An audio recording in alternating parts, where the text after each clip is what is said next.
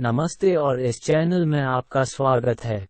भारत के भूवैज्ञानिक सर्वेक्षण द्वारा एक आकलन के अनुसार जम्मू और कश्मीर में रियासी जिले के सलाल हैमाना क्षेत्र में 5.9 मिलियन टन लिथियम की भारत की पहली खोज ने लिथियम के व्यावसायिक उपयोग के बारे में देश भर में उत्साह बढ़ा दिया है।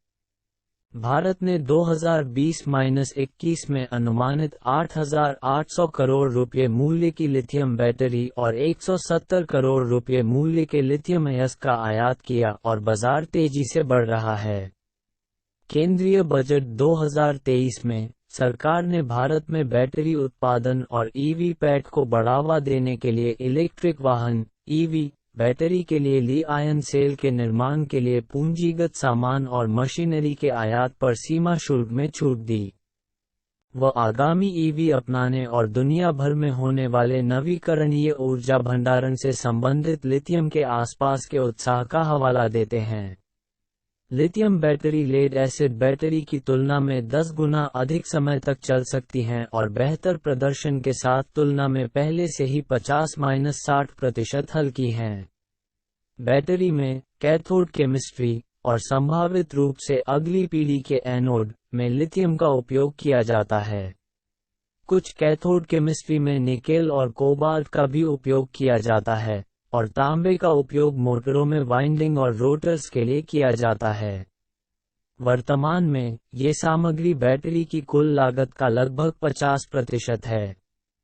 वर्तमान में भारत बैटरी सेल निर्माण में भी प्रगति कर रहा है और यह इस क्षेत्र को बहुत आवश्यक बढ़ावा देगा क्योंकि यह आयात निर्भरता को कम करेगा और आपूर्ति श्रृंखला की चुनौतियों का समाधान करेगा क्योंकि लागत कम करने के अलावा देश के पास लिथियम का अपना भंडार होगा, सह संस्थापक प्रतीक कामदार ने कहा। मुंबई की 4 साल पुरानी कंपनी न्यूरॉन एनर्जी का कहना है, जो ई-बाइक, ई-रिक्शा और गोल्फ कार्ट के लिए लेड एसिड और लिथियम आयन टेक्नोलॉजी बैटरी बनाती है।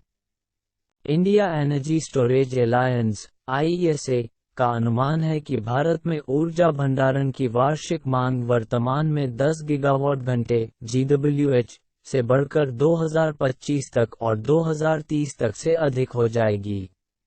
नीति आयोग के अनुसार भारत का बैटरी स्टोरेज मार्केट 2030 तक से अधिक तक पहुंचने की उम्मीद है, जो $250 बिलियन के संयुक्त बाजार के आकार का अनुवाद करता है। जुलाई 2022 तक बैटरी ग्रेड लिथियम के लिए हाजिर कीमतों में 400% से अधिक की वृद्धि हुई है। जबकि इसी अवधि में निकेल की कीमतें दोगुनी हो गई हैं। ईवी अनुमान 2030 तक इन सामग्रियों लिथियम, निकल और कोबाल्ट की 2 से 12 गुना वर्तमान स्तर पर मांग दिखाते हैं, लिथियम के लिए सबसे बड़ी वृद्धि दर के साथ। प्रौद्योगिकी आपूर्ति में देरी और नियामक प्रवर्तन की कमी के परिणामस्वरूप ईवीएस और कम प्लास्टिक रिसाइक्लिंग होगी।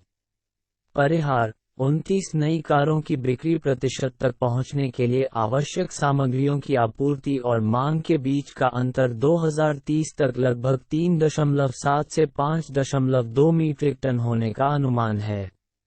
मैकिन्से लिथियम की अनुपलब्धता एक कारण है कि भारत ली-आयन बैटरी और अन्य ईवी घटकों के लिए अन्य देशों पर निर्भर है। लिथियम ली-आयन बैटरी के मुख्य घटकों में से एक है और इसके आर्थिक प्रभावों पर विचार किया जा रहा है। लिथियम सोर्सिंग हाल ही में जम्मू कश्मीर में लिथियम भंडार की खोज एक जीवन रेखा है। नया बेल्ट आगे आया है क्योंकि यह भारत की महत्वाकांक्षा को अपनी ऊर्जा भंडारण जरूरतों में आत्मनिर्भर होने में सक्षम बनाता है। वीडियो देखने के लिए आप सभी का धन्यवाद।